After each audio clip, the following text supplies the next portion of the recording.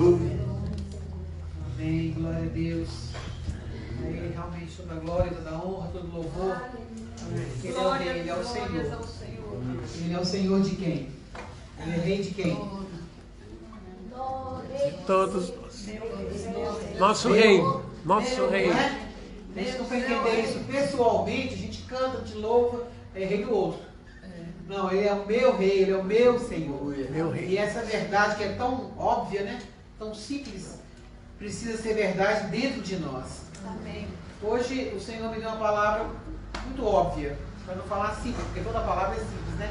A gente que complica ela, mas é muito óbvia. E às vezes precisa ser óbvio para a gente entender, ou para a gente retomar a clareza. Porque vai passando o tempo, parece que a gente vai se acostumando e vai perdendo a clareza do que a gente fez, do que Jesus fez, não é? Então precisa repetir. E baseado no livro de Tito, foi isso que Paulo falou para ele, não é? Lá em Tito, capítulo 1, versículo 5, ele diz: por essa causa te deixei em Creta, para que pusesses em ordem as coisas restantes, bem como em cada cidade constituísse presbíteros, conforme te prescrevi. Alguém que seja irrepreensível, marido da sua mulher, e ele vai. Mas a igreja estava ali meio desordenada, era na Grécia, e precisava repetir as mesmas coisas várias vezes, para que essas pessoas pudessem entender e mudar o seu comportamento, mudar a sua vida. E a gente também é assim. É água mole, pedra dura, tanto bate até que fura. O que é a pedra dura? É a nossa mente, nosso coração, não é? A gente resiste, a gente acha que o nosso jeito é melhor, eu sei como fazer, e assim é tudo na vida. E aí a gente vai dando cabeçada por aí afora, até o dia que a gente fala assim, tá bom, chega de dar cabeçada, eu vou me render. E esse é o ponto chave, né? Para que haja mudança de verdade. Então, Tito foi deixado ali como supervisor das igrejas em Creta. Ele era o responsável por exortar continuamente os crentes a viverem uma vida semelhante a Cristo. E isso não é algo que possa ser feito de uma vez só. Quantos sermões você já ouviu até hoje? Quantas pregações você já ouviu até hoje? Eu já ouvi, acho que milhares. E a gente acaba caindo no mesmo pecado, no mesmo erro, não é? Na mesma mexida de sempre. Por quê? Porque a gente está com essa cabeça dura, a gente entende, mas não entende. A gente entende para o outro, para a gente resiste. Não é assim? Então precisa de mudar isso, o foco sou eu. Não é? Então eu preciso ouvir de novo, até que entre e transforme, até que mude de verdade. Então as escrituras não são feitas de novas revelações. Grande parte dela é um lembrete de instruções já passadas. Deus nos dá lembretes frequentes, porque tendemos a esquecer o que precisamos, não é? E nos afastarmos da verdade.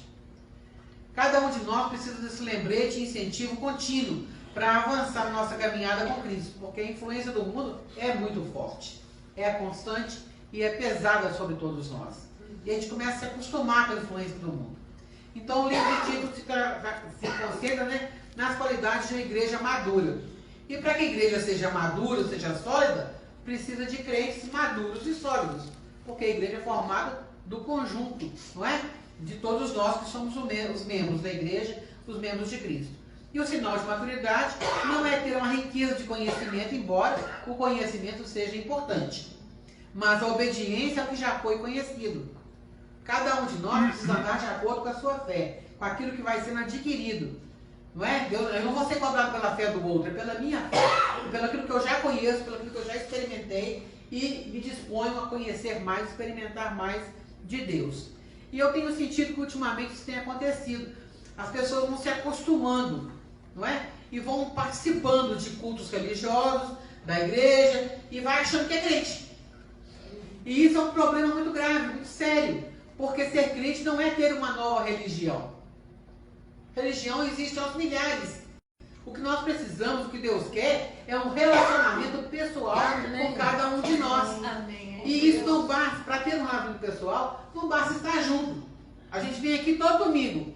Quantas pessoas, tirando os pastores, a gente conhece de verdade, sabe onde mora, o que passa, o que precisa, ou você pode recorrer um ao outro se precisar de verdade.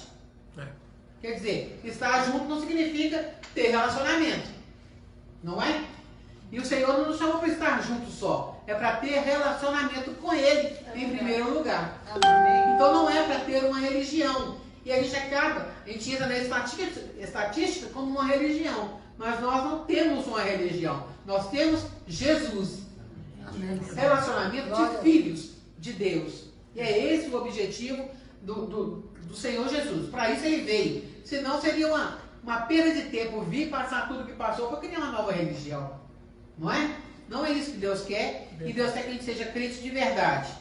Então, por isso eu quero trazer a nossa memória, né, algumas verdades bíblicas. E a primeira verdade, você já sabe, já falou para outras pessoas, Deus te ama. Deus nos ama. E não nos ama assim no geral, não. Ele nos ama no particular. E Ele tem propósito para a nossa vida. Não é de qualquer jeito, não é de qualquer maneira, não é... É o amor dele que nos restaura, que nos liberta e que nos conduz para esse propósito.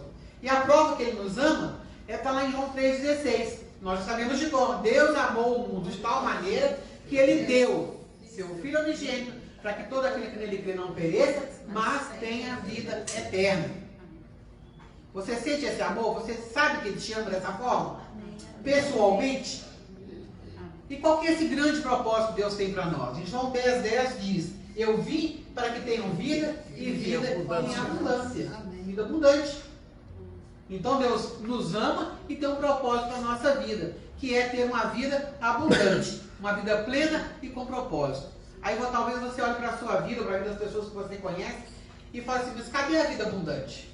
Onde está a vida abundante? Por que eu não vejo ou não experimento essa vida abundante? É porque existe uma segunda verdade. O homem é pecador. E pecado nos separa de Deus. O homem está separado de Deus na sua natureza por causa do pecado. E isso não pode, por isso ele não pode conhecer nem experimentar o amor e o propósito de Deus para a sua vida. Romanos 3,23 diz: todos pecaram e carecem da glória de Deus. Quer dizer, não tem nenhum ser humano, morto ou vivo, né, que não tenha sido um pecador. E por que isso aconteceu? Né? Deus criou o homem para ter um relacionamento perfeito com Ele. Mas esse homem, por causa da sua desobediência e rebeldia, escolheu seguir o seu próprio caminho e o seu relacionamento com Deus então se desfez.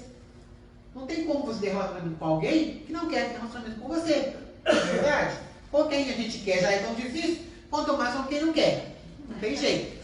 Então o que o homem fez? Ele pecou, falou: não, Deus, eu não preciso, eu faço do meu jeito. Eu vou caminhar do meu jeito. E começou a caminhar então para a morte eterna. Não é? Esse era o nosso estado original. E aí foi quebrado então esse relacionamento. E o estado de independência de Deus, que é o que a Bíblia chama de pecado, foi instaurado. E com isso foi criado um abismo, uma separação enorme do homem para com Deus. Lá em Romanos 6,23 diz que o salário do pecado é a morte. E a morte é a separação eterna de Deus.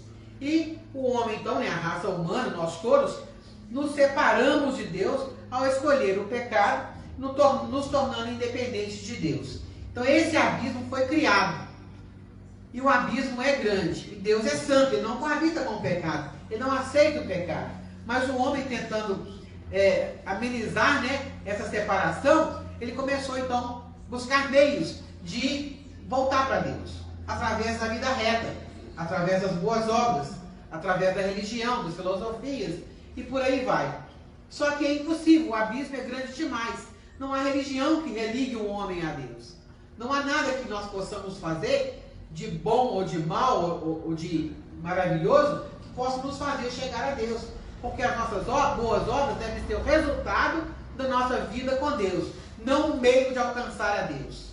Não é? Então, isso nos leva para a terceira verdade, que existe uma solução. Jesus Cristo é a única solução. Ele é o caminho, a verdade e a vida. E somente por meio dele pode-se voltar ao estado original, que é caminhar com Deus. Não é? Então, por meio de Jesus, você pode conhecer e experimentar o amor e o propósito de Deus para a sua vida. Porque o próprio Deus, né, viu essa distância, esse abismo, e Deus continuou amando esse ser humano. continuou nos amando. Então ele mesmo providenciou um modo para que nós pudéssemos voltar para ele, porque através de nós mesmos é impossível. Então, Romanos 5,8 diz que a prova do amor de Deus para conosco é o fato de que Jesus morreu por nós quando ainda éramos pecadores. Quer dizer, não esperou, não tem como esperar a gente melhorar. É a nossa natureza. Então, ele mesmo deu um jeito de resolver isso. Como? Enviando Jesus, o seu único filho, para pagar o preço pelo nosso pecado. Então, ele morreu em nosso lugar e ressuscitou dentre os mortos. Porque se ele não tivesse ressuscitado também, não teria nos garantido a vida. Isso está lá em 1 Coríntios 15, 3 a 6. Então, ele se tornou o único caminho. É através de Jesus. E ele mesmo diz em João 14, 6. Eu sou o caminho, a verdade e a vida, e ninguém vem ao Pai senão por mim. Então ele veio fazer essa ponte, ligar Deus ao ser humano caído, ligar esse abismo. Por isso que é só através de Jesus. E por ser tão simples, né, a gente tem dificuldade em aceitar e rejeita, porque nós começamos a criar meios mais difíceis para parecer mais inteligente, mais esperto, para chegar até Deus. Só que não é assim, porque Deus tomou a iniciativa de ligar esse abismo que nos separa dele ao enviar seu Filho, Jesus Cristo, para morrer em nosso lugar e pagar os nossos pecados. Só que saber essas verdades não é suficiente. Nós podemos saber isso intelectualmente. Não muda a nossa história, não muda a nossa vida. É preciso algo mais. E aí vem a quarta verdade. É preciso receber Jesus Cristo como Senhor e Salvador por meio de uma escolha pessoal. Amém. Cada pessoa precisa saber e tomar uma decisão, uma escolha. Eu quero ou eu não quero? Eu aceito o preço que foi pago pela minha vida ou eu vou continuar tentando pagar? Não é? E só assim nós podemos conhecer e experimentar o amor e o propósito de Deus para a nossa vida. Lá em João 12 diz: mas a todos quantos o receberam, deu-lhes o poder de se tornarem, de serem feitos filhos de Deus, aos que creem no seu nome. Então, se eu posso me tornar, é porque eu não sou. Então a pessoa só se torna filho de Deus quando recebe Jesus como Senhor e Salvador, quando se reconhece incapaz de salvar a si mesmo e se arrepende disso e entrega a sua vida, o controle da sua vida para o Senhor Jesus. Então esse é um movimento que precisa acontecer de dentro para fora, individualmente, para nós nos tornarmos filhos de Deus. E nós recebemos a Cristo como? Pela fé, não é pelas obras. Efésios 2, 8 e 9 diz isso. Vocês são salvos pela graça, por meio da fé. Isso não vem de vós, é dom de Deus, não por obras, para que ninguém se glorie. Porque uns podem fazer mais obras do que outros. Se fosse por obras, os que podem fazer mais obras se gloriariam, e os que não podem estariam perdidos. Então não depende do ser humano, não depende do quão bom a gente acha que a gente é, ou coisas boas que a gente venha a fazer. É Ele que estendeu a mão para nos resgatar, para nos tirar da morte eterna. E aí, nós recebemos então Cristo por meio de um convite pessoal, de uma escolha. Apocalipse 3,20 diz: eis que estou à porta e bato. Se alguém ouvir a minha voz e abrir a porta, eu entrarei. E essa porta já foi dito que tem uma chavinha por dentro, não se abre por fora. Por quê? É pela fé que se abre essa porta para receber Jesus como Senhor e Salvador. E qual é a implicação de receber Jesus como Senhor e Salvador? Porque as pessoas estão falando assim: eu recebo, eu creio. E nada muda na vida da pessoa. Então tem alguma coisa aí que precisa ver. Implica em arrependimento. Implica em mudança de mente. Implica em entregar o controle da sua vida para o Senhor. E não para si mesmo. Não continuar no volante. Não é? Significa deixar de confiar nos seus próprios esforços, em sua capacidade para conduzir sua vida e se salvar. É preciso crer que Cristo é o único que pode nos perdoar a rebelião e restaurar nossa dependência de Deus. A nossa cultura nos ensina a ser independentes. A gente cresce aprendendo que tem que ser independente. Mas o Senhor nos chama para ser dependentes dele. Amém. E isso por si só já dá uma viravolta na nossa cabeça. Porque a gente tem que abrir mão da gente mesmo, dos nossos conceitos e preconceitos, para falar: Deus, eu me rendo, eu aceito. Eu deixo o Senhor me conduzir. Porque este é o caminho e o único caminho. E, embora isso tudo seja importante, não é suficiente saber isso intelectualmente. Vou te mostrar dois tipos de pessoa. Essa aqui é uma vida, um tipo de vida onde o eu está no centro. é nós na nossa forma natural. O eu está no centro, Cristo está fora da vida. Tá vendo? Não, tá É isso vendo? mesmo, porque dá sombra. É isso mesmo, porque dá sombra. Então, quando eu estou no centro da vida, a minha vida está fora do propósito de Deus. Está fora do jeito que Deus quer. E os interesses são controlados, então, pelo eu, gerando normalmente, causando, né, discórdias e frustrações e me levando para a morte. Esse é um tipo de vida. Vou deixar colado aqui para lembrar. Nós temos que lembrar. Tem um outro tipo de vida, que é esse aqui, ó. É o Cristo no centro da vida e o eu pequenininho aos pés de Cristo. Então, as emoções, os desejos, as vontades são submetidas a Cristo, que vai gerar uma harmonia com o plano de Deus. E aqui tem uma grande questão que vai fazer toda a diferença. Qual desses dois reflete a sua vida? A sua vida controlada pelo eu ou a sua vida controlada por Cristo? Dependendo da resposta, tudo muda. Tudo muda. E é aqui que precisa haver entendimento. Porque parece que não está havendo entendimento disso ultimamente. As pessoas estão simplesmente agregando, se juntando à multidão. É aquele populacho que saiu do Egito e foi caminhando com o povo de Israel, mas não deu conta no meio do caminho. Porque não dá conta mesmo. Então eu preciso escolher. Eu abro mão de controlar a minha própria vida e eu entrego o controle da minha vida para Jesus Cristo. Essa precisa ser a decisão que cada um de nós precisa tomar. E ao tomar essa decisão, implica em eu me arrependo de assumir o controle da minha vida. Eu me arrependo de ser independente de Deus. Eu me arrependo de fazer as coisas do meu jeito e eu entrego, eu rendo ao Senhor Jesus. Essa entrega, ela é pessoal. Cada um precisa fazer. E ao fazer isso, vai acontecer o quê? Um milagre. O abismo deixa de existir. Porque você passa pela ponte que é Jesus para chegar até Deus. O milagre do novo nascimento acontece. A sua mente começa a ser transformada pela palavra. E o seu andar, o seu agir, o seu falar, o seu sentir começa a ser transformado. Se não há essa transformação na sua vida, precisa rever quem é que está no controle da sua vida. Porque se não é Cristo, é você mesmo. E você vai ser influenciado por tudo ao redor. Porque nós somos assim. Então, qual deles representa a sua vida? E qual deles você gostaria que representasse? Porque aqui está a chave da mudança. Amém. Eu escolher deixar Jesus ser o Senhor da minha vida. E ao decidir se entregar por Jesus, o governo da sua vida passa para as mãos dele. O abismo de separação deixa de existir. E acontece o milagre da restauração e do relacionamento entre você e Deus.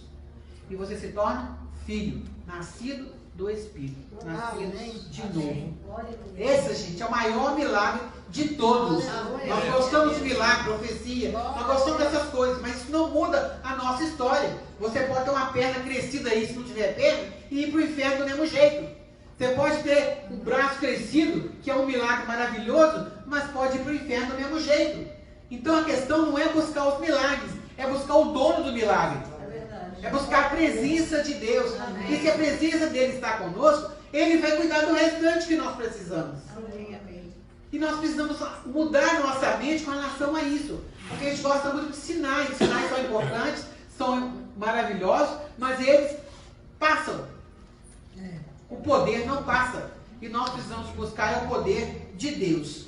Então você pode fazer isso como? Você pode fazer isso através de uma oração simples. Falar, Senhor Jesus, eu entendi, eu reconheço que eu sou no controle da minha vida até então, mas eu abro mão, eu não quero mais estar no controle da minha vida, eu entrego para o Senhor, porque o Senhor Jesus veio e morreu pagar pelos meus pecados, eu não preciso mais ficar separado do Senhor, eu posso agora me voltar para o Senhor. É uma oração simples, o que precisa não é de repetir uma oração, é de ter uma fé que gere essa oração, que fale de acordo com a fé, porque é isso que muda a nossa vida. Entende? É uma coisa simples, mas que está sendo negligenciada a cada dia. E que a gente vai perdendo o ponto central e virando só um frequentador de igreja. E Jesus não veio para isso. Então saiba que Ele é fiel para cumprir o que prometeu. Se você abrir a porta do seu coração, Ele entrará e fará morada. Amém. Sua vida nunca mais será a mesma. Nunca mais será a mesma. Não quer dizer que vai ser perfeita. Não, não é isso. Mas você vai ter o Senhor com você te direcionando todo o tempo. Vai ter paz. Uma paz que vai além das circunstâncias. Uma alegria que não depende de circunstâncias. Porque é o Senhor, vem do Senhor diretamente, do Espírito Santo. Lá em Lucas 15:7 Jesus diz: haverá maior júbilo no céu por um pecador que se arrepende do que por 99 justos que não necessitam de arrependimento. Aí a gente pode pensar assim, então eu já aceitei Jesus, não preciso mais de arrependimento. Não é isso. Aqui está falando de arrependimento para a salvação. Porque a ovelha estava perdida, fora dos caminhos. Só que nós podemos nos perder aqui dentro. Nós podemos nos perder por vários motivos.